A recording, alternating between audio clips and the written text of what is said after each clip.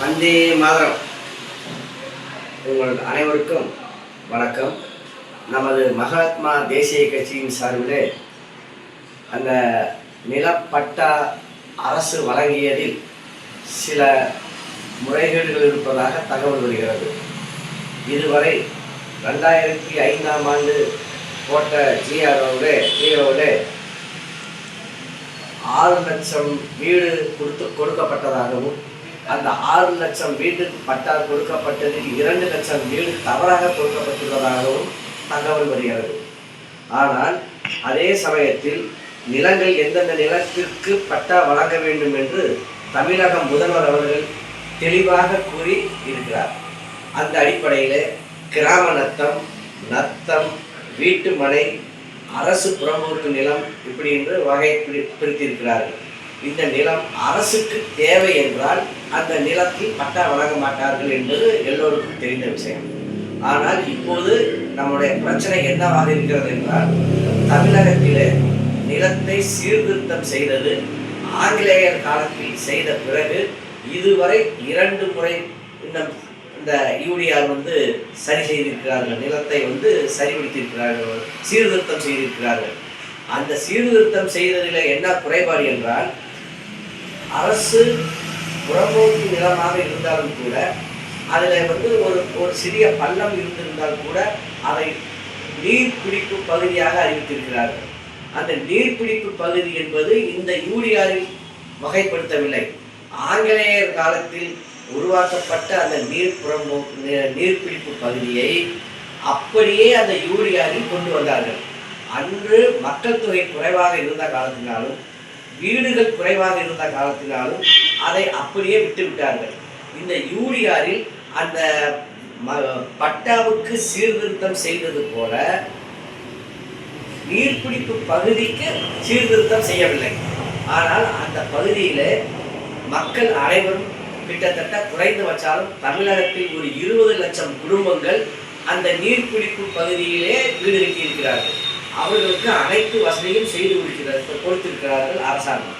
ஆனால் அப்படி இருக்கும்போது இப்போது இப்படி உள்ள நிலத்திற்கு மட்டும் பட்டா கொடுத்துவிட்டு நீர்பிடிப்பு பகுதி அந்த இடத்திற்கு நிலம் பட்டா கொடுப்பதில்லை என்று அரசாங்கம் தெளிவாக கூறியிருக்கிறது. ஆனால் அந்த நீர்பிடிப்பு பகுதியிலே அரசு நிறுவனங்கள், பல கட்டடங்கள், சில நீதிமன்றங்கள் கூட நீர்பிடிப்பு பகுதியிலே தான் கட்டப்பட்டுள்ளது. ஆனால் அவர்களுக்கு அனுமதி உண்டு. ஆனால் மக்கள் குடியிருக்கக்கூடிய அந்த நீர்பிடிப்பு பகுதி என்று சீர்திருத்தம் செய்யாமலே சீர்திருத்தம் செய்யாமலே நீர்பிடிப்பு பகுதி என்று கொண்டு வந்ததால் இப்போது பல லட்சம் மக்களுக்கு வீட்டு மனை பட்டா கிடைக்கவில்லை. ஆகவே என்னுடைய கட்சியின் சார்பாக அரசுக்கு தெரிவிப்பது என்னவென்றால், அந்த நிலங்களை சீர்திருத்தப்படுத்த வேண்டும். பட்டாவை சீர்திருத்தம் செய்தது போல நீர்பிடிப்பு பகுதி இல்லை அப்படிங்கிற என்பதை தெளிவுபடுத்துவதற்காக அதை ஒரு சீர்திருத்தம் செய்தால் மட்டுமே குறைந்தபட்சம் ஒரு 20 லட்சம் நபர்களுக்கு வீட்டு குடும்பத்துக்கு பட்டா கிடைக்கும். இல்லை என்றால் பட்டா கிடைப்பாது. கடைசி வரை அவர்கள் அல்லல் பட வேண்டியதுதான் இருக்கும். ஆகவே மக்கள் சாதாரணமாக அசால்ட்டாக புரிந்து கொள்கிறார்கள்.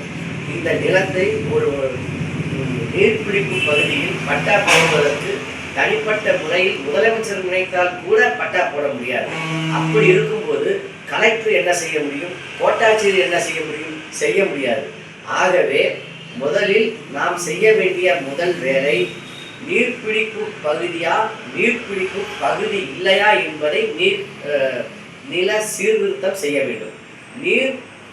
சீர்திருத்தம் செய்த பிறகு அதன் பிறகு மக்கள் இந்த இடத்தில் குடியிருக்கிறார்கள், இந்த இடத்துல நீர்பிடிப்பு பகுதியாக இருந்தாலும் கூட அந்த இடத்தில் பாதிப்பில்லை என்ற விளக்கம் கொடுத்து அவர்கள் அனைவருக்கும் பட்டா வழங்க வேண்டும் என்றுதான் என்னுடைய அமைப்பு கேட்டுக்கொண்டிருக்கிறது. இது சம்பந்தமாக குறிப்பாக திருச்சியிலே காந்தி நகர் என்ற ஊரில் 127, 128 சர்வே நம்பரில் குறைந்தபட்சம் ஒரு 500 குடும்பத்திற்கு மேல் குடியிருக்கிறார்கள். இதுபோல திருச்சி பகுதியிலும் சரி, தமிழ்நாட்டிலும் சரி, அனைத்து பகுதியிலும் குடியிருக்கிறார்கள். அவர்களுக்கு வெள்ள பாதிப்பு வருவதில்லை, எந்த பாதிப்பும் வருவதில்லை. ஆனால் அவர்களுக்கும் நீர்பிடிப்பு பகுதி என்று இருந்து அந்த மக்களை வந்து மனவேதனையில் உள்ளாக்கியுள்ளது. இது சம்பந்தமாக 4 ஜனவரி மாதம் 4ஆம் தேதி எல்ஐசி காலனியிலே உள்ள தேவி திருமண மகள் மாலை 4:25 மணிக்கு அதனுடைய விளக்கங்கள் அளிக்கப்படுகின்றன. ஆகவே பட்டா கிடைக்கவில்லை, ஏன் கிடைக்கவில்லை என்பதை விளக்கம் கேட்பதற்காக அங்கே தேவி கல்யாண மண்டபத்திலே எங்களுடைய முகாம் நடக்கிறது. அதில் அனைவரும் கலந்து கொண்டு தங்களுடைய குறைகளை சொல்லியும் பட்டா கிடைக்காதற்குண்டான காரணத்தையும் சொல்ல வேண்டுமாய் உங்களை அனைவரையும் வருக என வரவேற்கிறேன். நன்றி, வணக்கம், ஜெய்ஹிந்த்.